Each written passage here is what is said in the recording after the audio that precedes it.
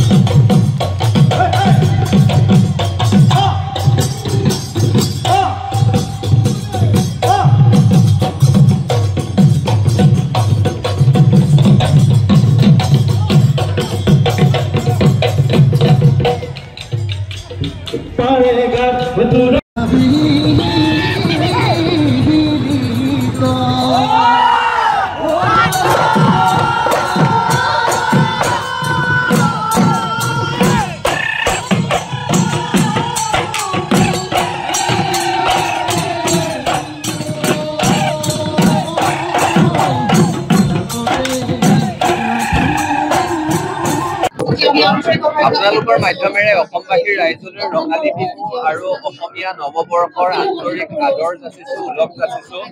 আজি বহাগৰ প্ৰথম দিনটোতে তেজপুৰ সদৰ আঞ্চলিক ছাত্ৰ সন্থাই আয়োজন কৰা 12বৰণীয়া সাংস্কৃতিক সমাৰোহত উপস্থিত হৈছোহি। প্ৰতি বছৰে খুব সুন্দৰকৈ শৃংখলিতভাৱে অনুষ্ঠানটি তেওঁলোকে আয়োজন কৰি আহিছে। নতুন প্ৰজন্মক বিহু আখৰাৰ জৰিয়তে বিহুৰ আদিপাঠ দিয়াৰ পৰা আৰম্ভ কৰি জ্যেষ্ঠজনক সম্বৰ্ধনা জ্ঞাপনলৈকে অসমীয়া পৰম্পৰাৰে সৈতে উত্থাপিত অনুষ্ঠানৰ তেওঁলোকে আয়োজন কৰি আহিছে। ইয়াত আহি উপস্থিত হৈ আমি আনন্দিত হৈছো আৰু তেজপুৰবাসী ৰাইজৰ পদধূলা বুটলিবলৈ পাই আমি খুব আপ্লুত হৈছো আৰু আশা কৰিছো যাতে তেজপুৰবাসী ৰাইজৰ লগতে সমগ্ৰ অসমবাসী ৰাইজে সদৌ অসম ছাত্ৰ সন্থাই জাতিটোৰ সৰ্বতো প্ৰকাৰৰ উত্তৰণৰ কাৰণে অব্যাহত ৰখা সংগ্ৰামখনত তেওঁলোকৰ সঁহাৰি অভিভাৱকত্ব আৰু আশীৰ্বাদ প্ৰদান কৰিব। বৰ্তমান পৰিস্থিতি পৰিৱেশত সদৌ অসম ছাত্ৰ সন্থাৰ এই মুহূৰ্তত ভূমিকা কি হোৱা উচিত বুলি আপুনি ভাবে? ছাত্ৰ সন্থা হৈছে ছাত্ৰ ছাত্ৰীৰ সংগঠন। অসমবাসীৰ ৰাইজ আমাৰ অভিভাৱক। গতিকে যেতিয়াই জাতিটোৰ কাৰণে কিবা সংকটৰ কাল আহিছে, যেতিয়াই জাতিটোৰ আকাশত সংকটৰ ডাৱৰে দেখা দিছে, তেতিয়াই আমি ৰাইজৰ আশীৰ্বাদত, ৰাইজৰ অভিভাৱকত্বত আমি সংগ্ৰামৰ হাত ধৰিছো। আৰু এতিয়াও ছাত্ৰ ছাত্ৰীৰ সুৰক্ষিত শৈক্ষিক ভৱিষ্যত সুনিশ্চিত কৰিবলৈ যি ধৰণৰ কাৰ্যসূচী কৰ্মপন্থাৰ প্ৰয়োজন ছাত্ৰ সন্থাৰ নিজৰ পৰিকল্পনা আছে, আমি ৰাইজৰো আশীৰ্বাদ বিচাৰিছো। সেই ধৰণেৰে জাতীয় জীৱনৰে সম্পৃক্ত বিষয়সমূহৰ ক্ষেত্ৰত সংগ্ৰাম গঢ়ি তোলাৰ ক্ষেত্ৰত, আমাৰ অধিকাৰ আজৰি অনাৰ ক্ষেত্ৰত ৰাইজৰ অভিভাৱকত্ব আশীৰ্বাদ কামনা কৰিছো আৰু সংবাদ মাধ্যমৰো এই ক্ষেত্ৰত আমি ইতিবাচক সমালোচনা আশা কৰিছো। লগতে আপোনালোকৰ পৰামৰ্শ বিচাৰিছো যে কি ধৰণেৰে ছাত্ৰ সংগঠনটোৱে অসমৰ সকলো স্তৰৰ ৰাইজৰ অধিকাৰ সুৰক্ষিত কৰি আগবাঢ়ি যাব পাৰো, সেই যাত্ৰাত আপোনালোকৰ সহায় বিচাৰিছো। পৰামৰ্শ বিচাৰিছো কাৰণে এটা কথা সুধিব মন গৈছে, বেয়া নাপাব কিন্তু বিদেশী খেলিব নোৱাৰিলে। বহাগৰ প্ৰথম দিনটোতে আপুনি শুনিছে, কথাটো ভাল লাগিছে। বিদেশী খেদাটো ছাত্ৰ সন্থাৰ দায়িত্ব নেকি? কিন্তু আপোনাৰ উপলব্ধি নিশ্চয় আছে, হয়নে? গতিকে যাৰ যিটো কাম, বিদেশী বিতাৰণ আন্দোলন ছাত্ৰ সন্থাই কৰিছিলে। অসমত যে বিদেশী আছে সেই বাস্তৱ সত্যটো উত্থাপন ছাত্ৰ সন্থাই কৰিছিলে।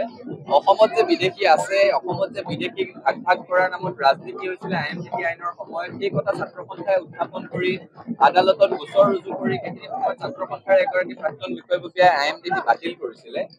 কা বিৰোধী আন্দোলন হল, বিদেশী নামত ধৰ্মৰ ভাগ ভাগ কৰা হল। এতিয়াও ছাত্ৰ সন্থাই আমি আদালতৰ মজিয়াত যুঁজি আছো। গতিকে বিদেশী খেদা কামটো যদি ছাত্ৰ সন্থাক কোনোবাই জাপি দিবলৈ বিচাৰে, কোনোবাই যদি ক'ব বিচাৰে যে বিদেশী ছাত্ৰ সন্থাই খেদিব লাগিছিল, তেতিয়াহ'লে তেওঁলোকে চৰকাৰক নিজৰ দায়িত্বৰ পৰা খুব প্ৰকাৰান্তৰে সৈতে হাত সৰাই চৰকাৰৰ ওপৰত থাকিব লগা বোজাটো চৰকাৰৰ ওচৰৰ পৰা আঁতৰাই ছাত্ৰ সংগঠনলৈ ঠেলিবলৈ বিচাৰিছে, সেইটো উচিত কথা নহ'ব। বিদেশী আমি খেলিব নোৱাৰিম। নিশ্চিতভাৱে বিদেশী খেদা কামটোৰ জাতিটোৰ নাছিলে। আপুনি আমি বুলি কওক, আছো বুলি কওক, আমি অসমীয়া সমাজখন আমি খুব বলিষ্ঠভাৱে যুক্তি সহকাৰে ৰাইজক দেখুৱাই দিছিলো যে অসমত বিদেশী আছে। ৰাইজ পতিয়ন গৈছিলে। ৰজাঘৰৰ ওচৰত আমি দাবী উত্থাপন কৰিছিলো, অসম চৰকাৰ, কেন্দ্ৰীয় চৰকাৰ, এতিয়া অসম চৰকাৰত আমাৰে মাজৰ মানুহ গৈ গৈ চৰকাৰ গঠন কৰিছে। তেওঁলোকে সময়ে সময়ে বিশ্বাসঘাতকতা কৰিছে। কোনো এটা ৰাজনৈতিক দল বুলিয়ে নহয়, যোৱা 85 চনৰ পৰা এতিয়ালৈকে দিল্লী আৰু দিছপুৰত Congress, AGP, BJP, left party সকলোৱে মিলি জুলি সন্মিলিত চৰকাৰ বহুবাৰ চলালে। প্ৰত্যেকেই নিৰ্বাচনী ইস্তাহাৰত অসম চুক্তি ৰূপায়ণৰ কথাটো কয়। অবৈধ বিদেশী নাগৰিকৰ সমস্যাটোৰ সমাধানৰ একমাত্ৰ উপায় অসম চুক্তি ৰূপায়ণ। কোনোটো ৰাজনৈতিক দলেই নকৰিলে। গতিকে ৰাজনৈতিক দল কোনোটোৱেই সমালোচনাৰ ঊৰ্ধত নহয়। আৰু ৰাজনৈতিক দললৈ গৈ ক্ষমতাৰ খপত এচামে কৰা বিশ্বাসঘাতকতাৰ কাৰণে এই দায়িত্ব আমি কোনো ছাত্ৰ সংগঠনৰ মূৰতো ঠেলি দিয়া উচিত নহয় আৰু সামগ্ৰিকভাৱে জাতিটোও সেই কলংকৰ বোজা বহন কৰাটো উচিত নহয় বুলি আমি আন্দোলন কৰা হ'ব নেকি? বিদেশী আছে, খেলিব লাগিব। নিশ্চয় আপোনালোক ওলাই আহিলে নিশ্চয় আন্দোলন হ'ব, কিয় নহ'ব? আপুনি ওলাই আহিব লাগিব, আমি ওলাই আহিব লাগিব, সকলো ওলাই আহিলে আন্দোলন হ'ব। আৰু পুনৰ আন্দোলন হ'ব বুলি কথাটো কৈ আচলতে যোৱা 40টা বছৰে অসম চুক্তি ৰূপায়ণৰ কাৰণে প্ৰজন্মৰ পৰা প্ৰজন্মলৈ অসমীয়া যুৱক যুৱতীয়ে কৰি থকা আন্দোলনটো উপলুঙা কৰা হয়। পুনৰ আন্দোলন মানে কি? অসমত আন্দোলন স্তিমিত হৈছে নেকি? যে আন্দোলন মানে কেৱল ৰাজপথত তেজেৰে লুতুৰি পুতুৰি হোৱাটোকহে এছামে আন্দোলন বুলি ক'ব বিচাৰে নেকি? পুনৰ আন্দোলন হ'বনে বুলি সোধাটো আচলতে এটা উচতনিমূলক বক্তব্য। তেনেকুৱা বক্তব্যৰ পৰাও আমি আঁতৰি থাকিব লাগে।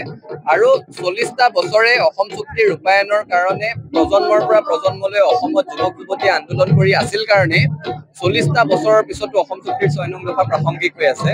40টা বছৰৰ পিছতো আমি কথা পাতি আছো যে অসম চুক্তিৰ 6 নং দফাৰ জৰিয়তে অসমীয়া মানুহক সাংবিধানিক সুৰক্ষা কৱচ প্ৰদান কৰিব লাগে। সেই একেই 80ৰ পৰা 85ৰ ভিতৰত ভাৰতবৰ্ষৰ বিভিন্ন প্ৰান্তত আন সংগঠনৰ সৈতে আন ৰাজ্যৰ আন্দোলনকাৰীৰ সৈতে হোৱা চুক্তি কিন্তু আজি পাহৰণিৰ গৰ্ভত হেৰাই গ'ল। অসম চুক্তি যে এতিয়াও স্মৃতিত জীয়াই আছে, অসম চুক্তিক লৈ যে এতিয়াও মানুহে দাবী উত্থাপন কৰি আছে, অসম চুক্তি ৰূপায়ণৰ জৰিয়তে সাংবিধানিক সুৰক্ষা কৱচৰ যে এতিয়াও অসমীয়া মানুহে আশা কৰে, তাৰ কাৰণটো এটাই যে অসমীয়া মানুহে প্ৰজন্মৰ পৰা প্ৰজন্মলৈ 40টা বছৰে আন্দোলন কৰি আছে। সেই আন্দোলনক নস্যাৎ কৰি, সেই আন্দোলনক টুলুঙা কৰি, সেই আন্দোলনক উপলুঙা কৰি পুনৰ আন্দোলন হ'বনে বুলি উচতনিমূলক বক্তব্য আমি কোনোৱেই নৰখা ভাল। সেইটো কাৰণে মই সকলোকে অনুৰোধ জনাইছো। ধন্যবাদ।